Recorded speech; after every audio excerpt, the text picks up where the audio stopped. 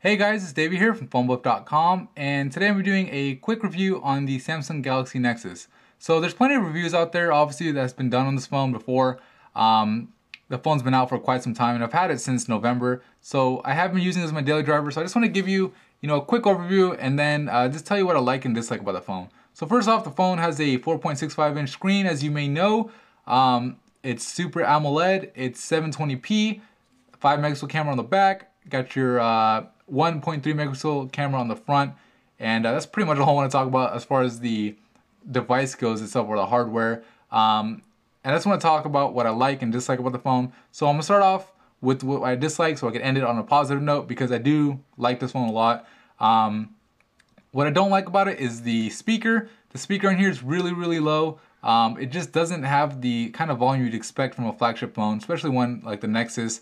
That could cost upwards of $300, $400, especially if you're getting it a GSM one like I have, that was originally purchased for $700 when I bought it from overseas. So anyway, this phone's speaker isn't as good as I want it to be, but it's actually software related, believe it or not, because I've downloaded an app called Volume Plus, and that seems to have fixed the issue. It lets me amplify the speaker, and it pretty much performs the way I expect it to, at least like the Galaxy S2.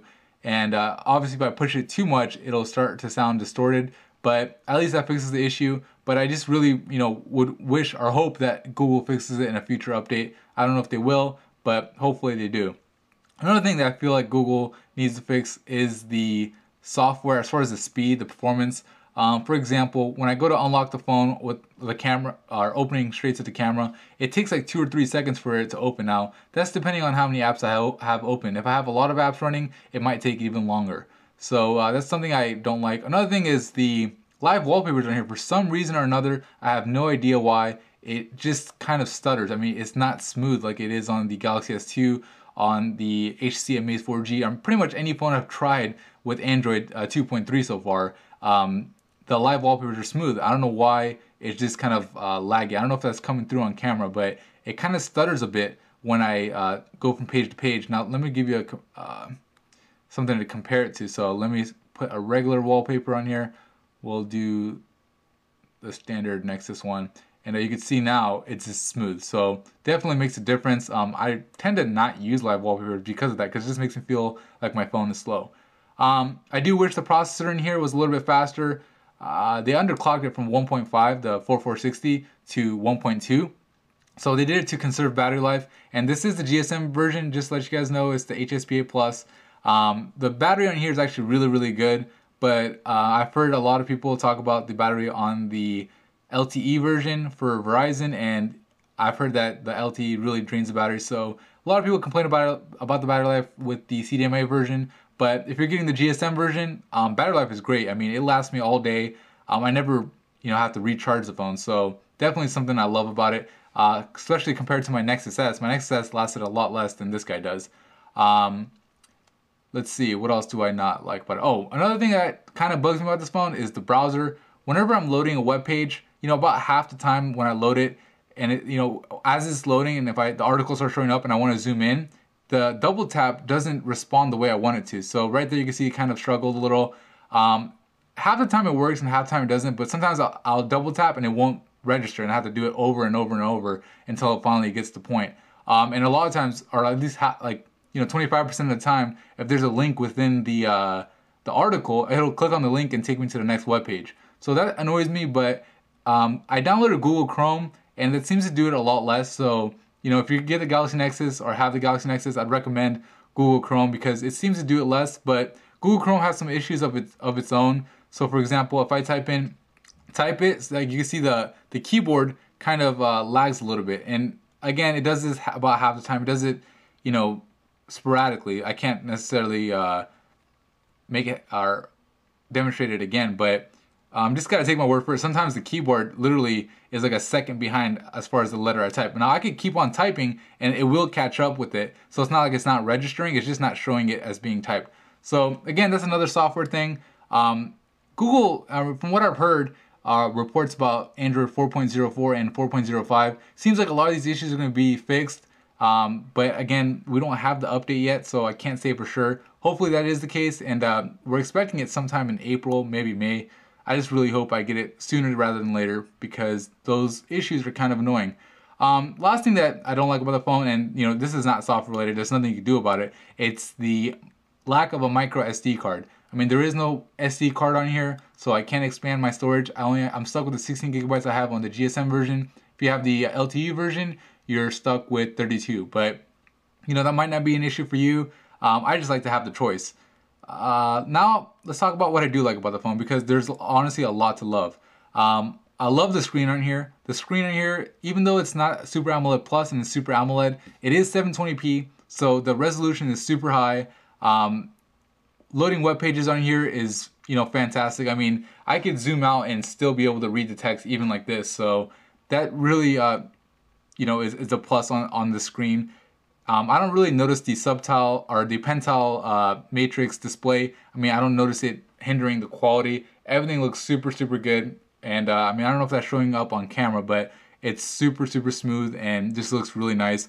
Watching HD YouTube videos is really nice on here, and also reading books. So if you're gonna use like Kindle or Play Books, for example, you know, reading a book on here, it's actually pretty nice because of the huge screen, because it's 4.65 inches. You know, you have a lot of real estate on here, and the high resolution just makes it even better. And you know, reading a book on here, I mean, honestly, I don't feel like I would need a Kindle with a phone like this. Now, a thing about it is, you know, it might waste battery life, but cool thing is, because this is a Super AMOLED display, what it could do is change the way the display is to make the background black, so that way I take advantage of the AMOLED screen. That way I'm only wasting battery life on the letters and not the white background. So that's what I do pretty much when I read a book on here, and like I said, I still have great battery life. So the next thing I like about the phone is the fact that it's really sleek. I mean, take a look at it, you know, it's all black. There's no capacitive buttons on the front. It just looks really sleek. I mean, that appeals to me. Obviously, everybody has different taste.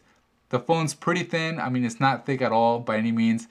The phone's back cover with this texture is really nice. And one thing I want to talk about also is the camera. I mean, a lot of people, when it first came out, were talking about, oh, it doesn't have an 8 megapixel camera. The iPhone has an 8 megapixel camera. I'm happy with the camera. The camera takes really good pictures. It records in 1080p. My videos come out looking awesome. The front-facing camera is 1.3 megapixels and records in 720p. So that's something you have to consider, because a lot of the new phones coming out, they have, you know, VGA cameras on the front-facing camera, and it doesn't look as good as, you know, this one does. So that's another thing that I like about it. I also like the fact that, you know, everything on the phone is it's stock Android. You don't have to worry about bloatware. You don't have to worry about things slowing you down for no reason. And one of the best things, obviously, of having a Nexus device is that you're promised to have the update at least 3 months or so ahead of time or before other phones get it. So, you know, I've had this phone since November. I've been running on Ice Cream Sandwich, and it's almost April, and you know, there is no phones out there on the market that have Ice Cream Sandwich. There's been a few phones that have been updated, you know, worldwide, but you know, for the most part, most people are running on Gingerbread. So definitely something to consider when you're looking at this phone, if you're considering purchasing it. You know, I mean, overall, I recommend it. Now, there's going to be better phones out there as far as hardware goes. I know that the HTC is coming out with the 1X and the 1S, and those have the Snapdragon S4 processors. And, you know, I mean, those processors beat this guy out. I mean, benchmarks at least so far show that. And, you know, I really don't feel like the processor on here, especially at 1.2 gigahertz, is going to be able to compete with those. But, you know, that's only one aspect of it, and the performance increase might not be that great. I think by the time the Galaxy S3 comes out, or the next Nexus, you know, it might be a more significant jump. So as of right now, I'd still consider buying this one. You know, if I had to make the purchasing decision again, I'd buy it again, because, you know, I'm that happy with it. I just hope that the update, like I said earlier, fixes the issues of the volume, of the lagging, and the camera opening, and then the browser. But if those things could be resolved, overall, I'd give this phone a thumbs up, and definitely recommend it. All right, that's it for my review. Thank you for watching it. This is David from PhoneBuff.com. And don't forget to visit PhoneBuff.com for more cell phone news, reviews, and how-tos. Thank you.